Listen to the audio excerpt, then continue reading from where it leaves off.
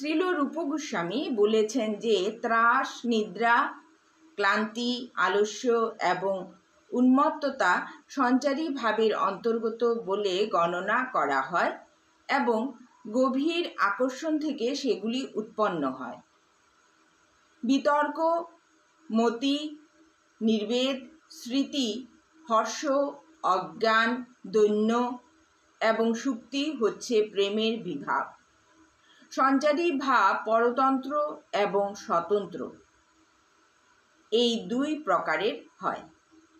পরতন্ত্র আবার উত্তম এবং অধম ভেদে দু প্রকার। শ্রীল রূপ গোস্বামী এই ভেদ নিরূপণ করেছেন এবং তা যথাসময়ে উপস্থাপন করা হবে। এক ভক্ত চিৎকার করে বলেন, হায়, আমি মথুরা দর্শন করতে পারলাম না। যেই মথুরার নাম শুনলে আমার শরীর রোমাঞ্চিত হয়, আমি সেই স্থান দর্শন করতে পারলাম না। সুতরাং আমার এই চোখের কি প্রয়োজন? এই উক্তি থেকে মথুরা দর্শনের তীব্র উৎকণ্ঠা প্রকাশিত হয়, যার উদয় গভীর কৃষ্ণ ভক্তি থেকে হয়। এই গভীর কৃষ্ণানুরাগ ভীমের মধ্যে তখন প্রকাশ পেয়েছিল যখন তিনি ক্রোধে উন্মত্ত হয়ে চাপা সুরে বলতে থাকেন, আমার বাহুযুগল বজ্রের মতো। কিন্তু শিশুপাল যখন কৃষ্ণের নিন্দা করছিল তখন আমি তাকে পিষে ফেলতে পারলাম না। সুতরাং এই বাহু দিয়ে আমার কি প্রয়োজন?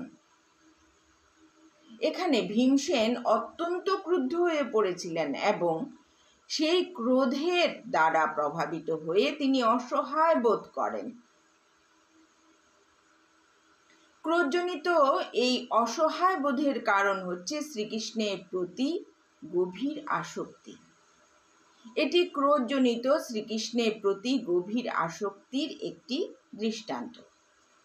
অর্জুন যখন শ্রীকৃষ্ণের বিশ্বরূপ দর্শন করেন, যার চোখ ঝলসানো, ধারালো দন্ত সমন্বিত মুখমণ্ডল সমস্ত বিশ্ব ব্রহ্মাণ্ডকে গ্রাস করছিল, তখন অর্জুনের মুখ শুষ্ক হয়ে গিয়েছিল।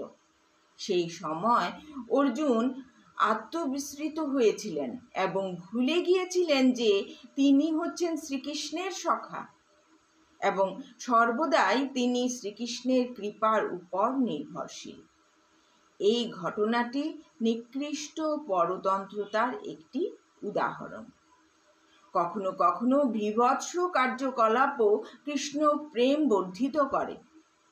প্রেমানুভূতি প্রকাশক এই ভয় মোহ থেকে উৎপন্ন হয়।